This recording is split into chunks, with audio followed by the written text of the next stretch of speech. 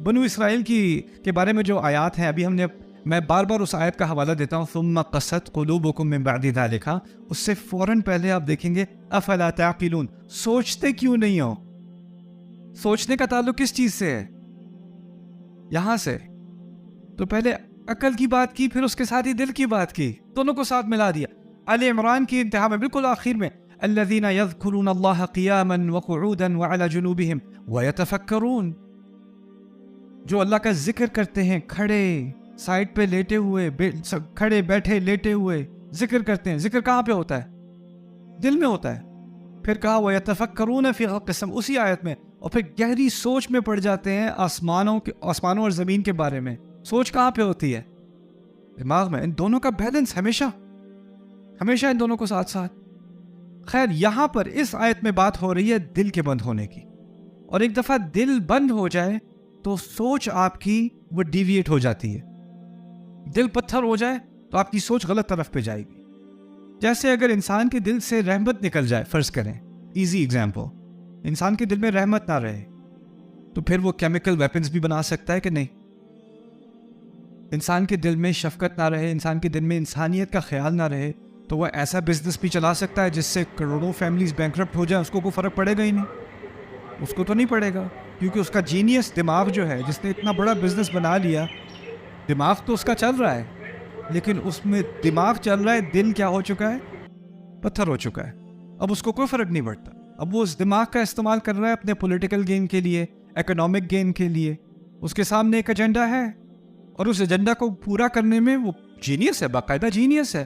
میں تو یہ بھی کہتا ہوں کہ فرعون کا ذکر قرآن میں اتنی دفعہ کیوں ہے؟ کیونکہ قرآن جینیس آدمی ہے، بہت تیز ہے. اتنے اقتدار پہ کوئی ایسے ہی نہیں پہنچ جاتا.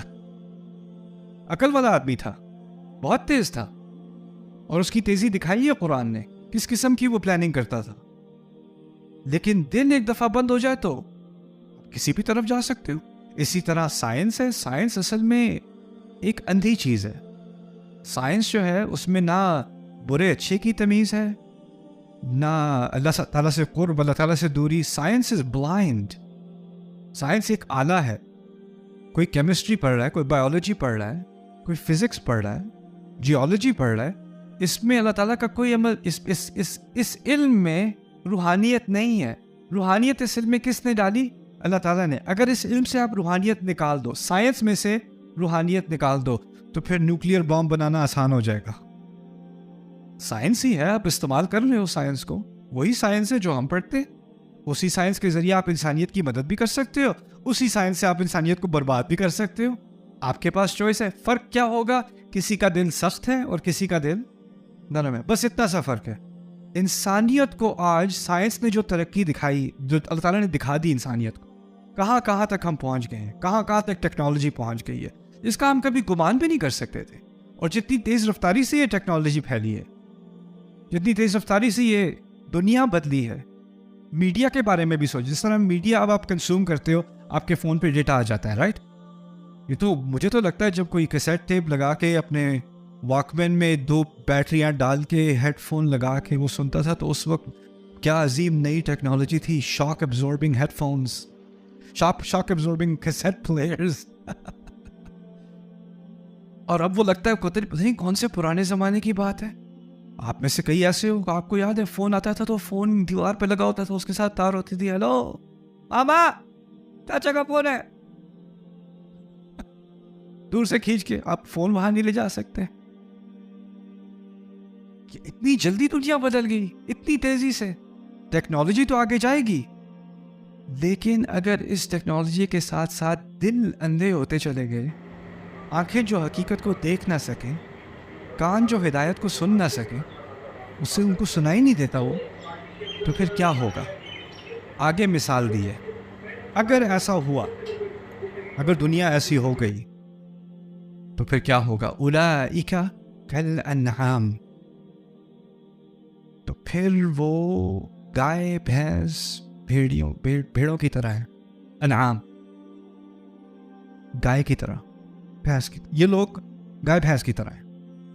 یہ کیسی مثال ہے؟ بلی کی طرح کیوں نہیں؟ کتے کی طرح کیوں نہیں ہے؟ شیر کی طرح، چڑیا کی طرح، بہت سارے جانور تھے. کس جانور کا حوالہ دیا ہے؟ انعام کا. انعام میں بیسکلی مویشی جانور, فارم اینیملس, وہ ہے انعام.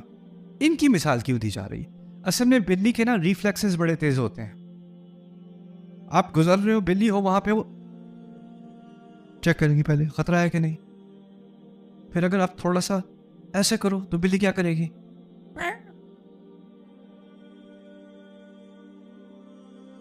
کوئی کبوتر ہے آرام سے بیٹھا ہوا ہے, دانے کھا رہا ہے, آپ پیچھے سے بھی اس کے قریب آؤ گے تو کیا کرے گا؟ اڑ جائے گا. بڑے تیز ریفلیکسز ہیں اس کے. جانوروں کے مکھی ہے, آپ کے کھانے کو چرا رہی ہے آپ سے, آپ کو اب نہیں چھوڑوں گا اس کو میں. پکڑی گئی کہ نہیں؟ نہیں پکڑی گئی. یو آر ناٹ ماسٹر می آگی. کیونکہ ان کے ریفلیکسز, ان کو اتنی ہائپر اویئرنیس ہے نا, ان کو اپنی پوری انوائرمنٹ, پورا ارد گرد کا ماحول انہوں نے اسکین کیا ہوا ہے. ان جانوروں نے, ان کو دور دور کی خبر ہے. تھوڑی سی آہٹ ہوتی ہے, ہرن ایسے کرتا ہے, ایسے نہیں ہوتا. لیکن کچھ جانور ایسے ہیں جو ہوا چل رہی ہے نہیں چل رہی, بارش ہو رہی ہے نہیں ہو رہی, وہ جہاں بیٹھے ہیں وہاں بیٹھے ہیں. وہ کیا ہے؟ گائے بھینس, الانعام.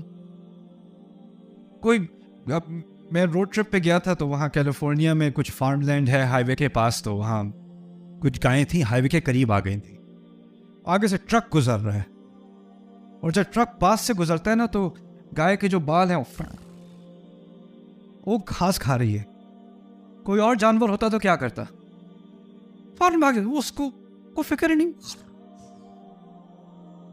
کھائی جا رہی ہے کھائی جا رہی ہے. یعنی انعام کی مثال ایسی ہے, ایسے ہو جاتے ہیں جن کو اپنے ارد گرد کے ماحول کا کوئی خیال نہیں رہتا. وہ اپنی بس جو پتھر دل سے جو دنیا دکھ رہی ہے انہیں, اور جس چیز میں ان کی دلچسپی, اس میں ایسے مگن ہو جاتے ہیں کہ وہ انعام بن جاتے ہیں. اولئک کالانعام, یہ غفلت کی انتہا نہیں ہے, غفلت کی انتہا ہے. پھر اللہ تعالیٰ کہتے ہیں بل ہم اضل, وہ تو گائے بھینسوں سے بھی خراب ہے, گائے بھینسوں سے بھی خراب ہے. I don't know if they do this here, کیونکہ یہاں بھی فارم لینڈ تو ہے, بہت ہے. امریکہ میں, مڈل امریکہ میں نا, کیونکہ لوگوں کے پاس فری ٹائم بہت ہوتا تھا, تو ان کے رات کو لڑکے جو آوارہ گردیاں وغیرہ کرتے ہیں فارم لینڈ میں, they have a sport, cow tipping. cow tipping کو گائے جو ہے وہ کبھی کبھی کھڑی کھڑی سو جاتی ہے, وہ کھاتے کھاتے ادھر ہی, تو وہ جا کے اس کو دھکا مار کے لٹا دیتے ہیں, اور وہ اسٹرگل کر رہی ہے کہ وہ کیسے اٹھے, تو وہ اس کو کہتے ہیں cow tipping. کوئی لائن ٹپنگ نہیں کرے گا, کوئی ولف ٹپنگ نہیں کرے گا, کوئی ڈاگ ٹپنگ نہیں, کیوں نہیں کرے گا, کیوں نہیں کر سکے گا؟ ان کے ریفلیکسز بہت تیز ہیں, وہ سینس کر لیتے ہیں. یہاں پر کہا اولئک کالانعام بل ہم اضل, نہیں, ان سے بھی گئے گزرے ہیں, ان سے بھی زیادہ خراب. کیوں؟ اگر گائے کو کوئی آگے سے سینس نہیں ہے, کیونکہ اس کا ایک مقصد ہے, اس نے گھاس کھانی ہے, اس نے دودھ دینا ہے, اسی میں مگن ہے اس کا سروائیول. ہم نے اس کو ڈومیسٹیکیٹ کر دیا اس جانور کو, تو اس کے سینسز خراب ہو گئے. ہم نے اس کو ایسا کیا نا, وہ شروع میں ایسا نہیں تھا, وہ ایک وحشی جانور تھا, ہم نے اس کو ڈومیسٹیکیٹ کر دیا, اب وہ انعام بن گئے. لیکن انسان تو اس سے بھی گئے گزرے, اس سے بھی خراب, بے مقصد, پھر بھی غافل. وہ تو پھر بھی اس کا کچھ مقصد ہے.